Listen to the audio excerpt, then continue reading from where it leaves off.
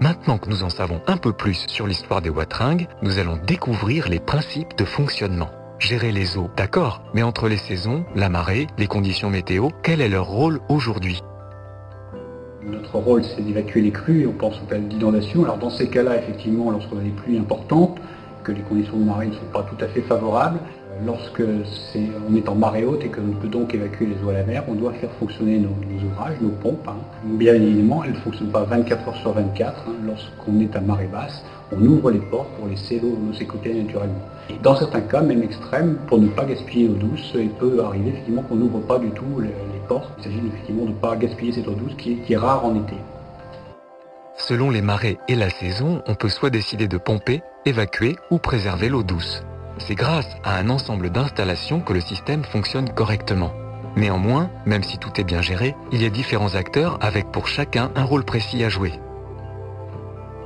Pour gérer ces ouvrages, nous avons des partenaires à l'amont, les sections de Watringues sur 2 ouvrages et Voies navigables de France sur l'exutoire central qui est également navigable, pour lequel la gestion est plus compliquée puisqu'il faut concilier la régulation hydraulique avec la navigation des péniches. Pour que le système des Watringues fonctionne correctement, tous les acteurs doivent bien jouer leur rôle. Donc les sections de Watringues dans leur secteur s'occupent de l'entretien des cours d'eau, donc les cures pour enlever les vases, faucardes pour enlever les roseaux, et de façon à ce que l'eau, quand il pleut, puisse arriver rapidement jusqu'à la mer et à nos ouvrages. Et ensuite, nous, on doit bien gérer nos ouvrages pour que l'arrière-pays soit sec. La coordination des moyens entre les différents acteurs assure le bon fonctionnement du système d'évacuation des eaux à la mer et le maintien de l'arrière-pays au sec. Pour autant, des protocoles et des modalités sont nécessaires dans le pilotage et la gestion quotidienne. En fonction des situations hydrauliques, des modalités de gestion des ouvrages sont appliquées par les différents exploitants de Calais, de Dunkerque, de Gravelines ou de Bergue. Ces modalités de gestion sont définies dans des protocoles de gestion arrêtés par l'autorité préfectorale et définis en concertation avec l'ensemble des acteurs en charge de la gestion de l'eau, à savoir l'institution interdépartementale du Watringue, les sections de Watringue, Voies navigables de France, les collectivités territoriales. On distingue 2 modes de gestion.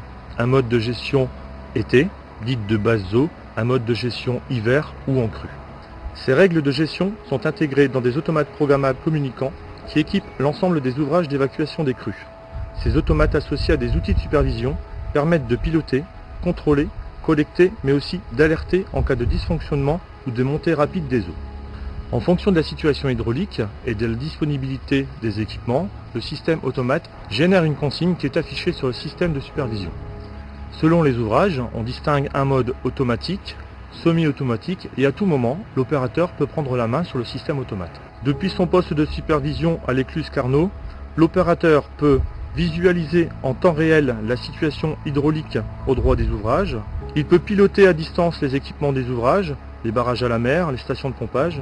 Cet outil mis en place chez chaque exploitant est essentiel pour optimiser l'exploitation et la maintenance des ouvrages.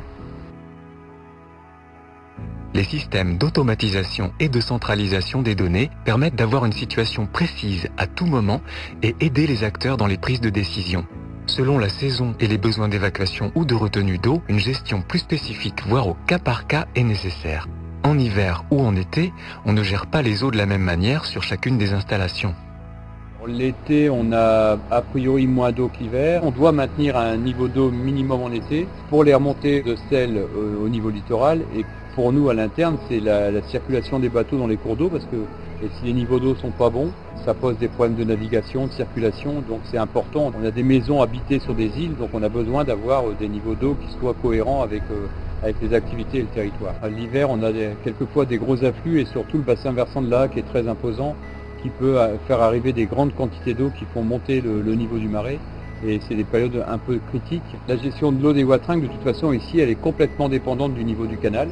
C'est-à-dire si le niveau du canal est haut, si on ne peut pas évacuer l'eau à la mer, le marais, forcément, comme il est interconnecté, il prend l'eau. Et si jamais on anticipe les crues, ce qui arrive régulièrement en hiver, on baisse le niveau du plan d'eau et le niveau du marais baisse également.